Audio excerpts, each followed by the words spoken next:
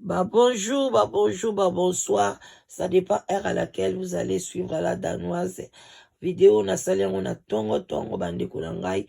Bon service na ba oyo nyonso bazali kokende musala. Bonne journée na ba oyo nyonso ba ko partager vidéo oyo nzambe alola ye ba ko partager. Vraiment toza na biso mulaite. C'est juste pour na ko annoncer et puis tant to ko yeba ba cause nini de et salami pona likambo oyo ekoya na kati ya Belgique wana nde tokoya ko analyser yango a profondeur. Bandeko na nga ezali pasi na mawa yango wana tozali kolela na tongo ya lelo topesa vraiment ndenge kaka na bomeseni bayenge na bandeko na biso ya bundu ya Congo. Respect ebele nzambe, respect na bandeko na ba chef coutumier na biso. Merci mingi na bango twasaki dila na ba chef coutumier boboto pondeko na bandeko na biso église catholique ba salam ebele na ba musulman. Bonsoir, bonjour na bandeko na biso témoin de Jéhovah qui doit dire na ba kimbangiste bandeko na ngai.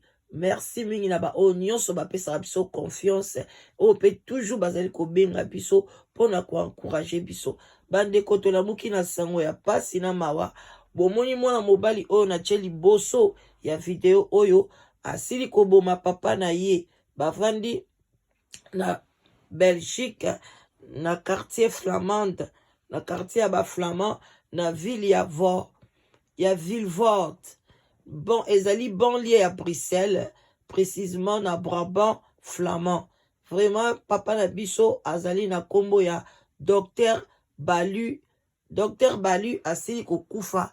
Azali vraiment de kona biso azali na nationalité belge, mais azali d'origine congolaise. Bande ko mwana na ye wana bomoni ya 25 ans asili kocha papa na ye mbeli et puis abomi papa na ye. Bande ko ezali pasi na mawa. Vraiment soko vraiment boti mwana balobi babotaka mwana me babotaka motema te. Soko moni oboti mwana azali na criminalité parce que journal ezali awa tozali ko inventer makambo to lobi te to boyi boya lisusu. Oh, c'était pas comme ça. Ba komi yango na journal belge a publié yango. Donc biso to tangi yango na kati ya journal. Bande konangai ezali na banlieue ya Bruxelles na Vilvoorde oyo baza na Belgique bayebi makamuni tozoloba. Papa na biso azalaki docteur azalaki laboratoire.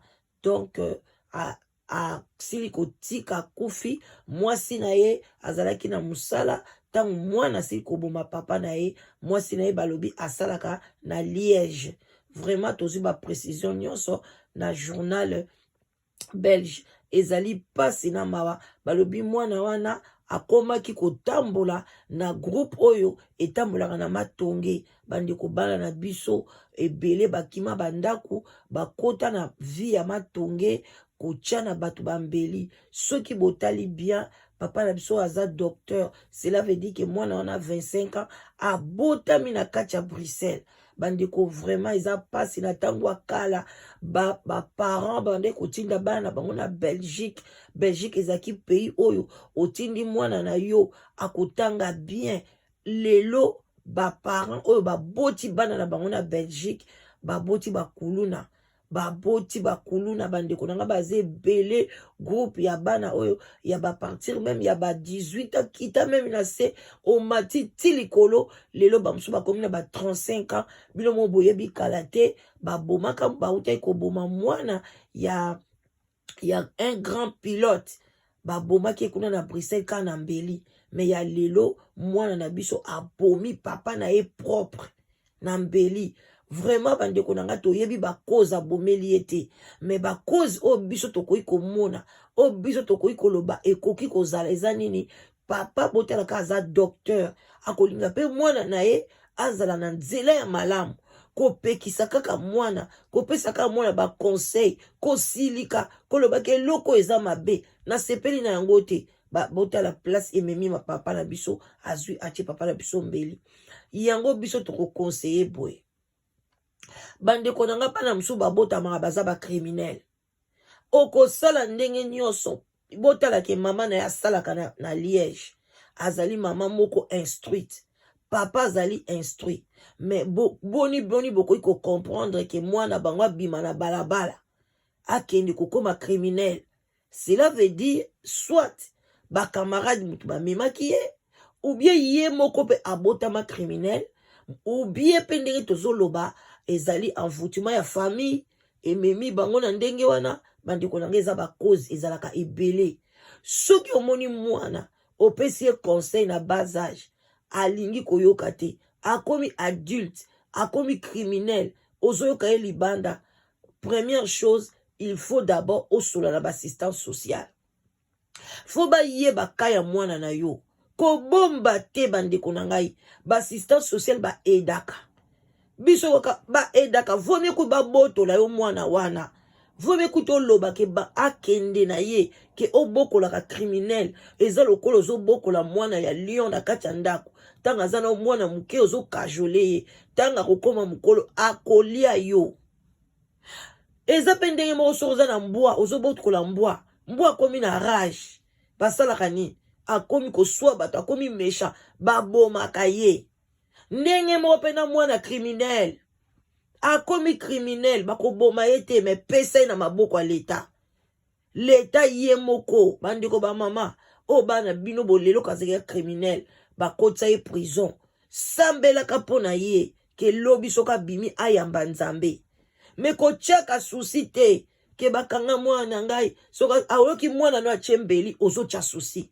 Kocha susi te yo banda ko priye mwana wana, ayamba Yesu. Parce que soki otiki ka ndenge wana, atambola kakoboma batu combien? Soko otiki ka ndenge wana, un jour akoboma yo moko. Tala ndenge komeli papa na biso. Alors mwana mobali loko azaki mwana moka ba matonge wana. Soki police déjà ba identifier kae. Lelo dem so azaki na maboko ba police. Alinga kuna kokende koyekola koyeba pasi nyezaka kuna. Et puis bana musu ya boy omoni mwana komeli yo boy provoquer ta voyage moko na Congo. Mema yepe kuna na kati ba chef coutumier na mboka. Yonga biso topesa ba chef coutumier mbote. Omemi etina village na bino penza oke kotike kuna olobi ba osali kaneti bazo beta tout. Ale bozwi na visa et na passeport na makamne nyoso bozongi na bino Kinshasa avion atikali kuna mwana wana kozwa correction ba Somalie bozomona basala kango même inayebi congolais moko na Suède asalango mwana komi mobulu azoka kosalika ba bonjour ba sava ayebisa en tout cas photo ke congé tozo ke kin mwana passe pele okena ki leka komi kuna sundola e mwana na sali 4 ans na kin. Alobi papa so na zongi na osaya so makambo te. Azonga lelo mwana wana pa akoma médecin na Suède. Bota les apasi na mawa. Bo partager vraiment que son âme repose en paix. Papa na biso akati vina na kati. Oboti te baseki yo. Oboti tala makambo komeli papa na biso. Yango mokilo ezaka vanité de vanité.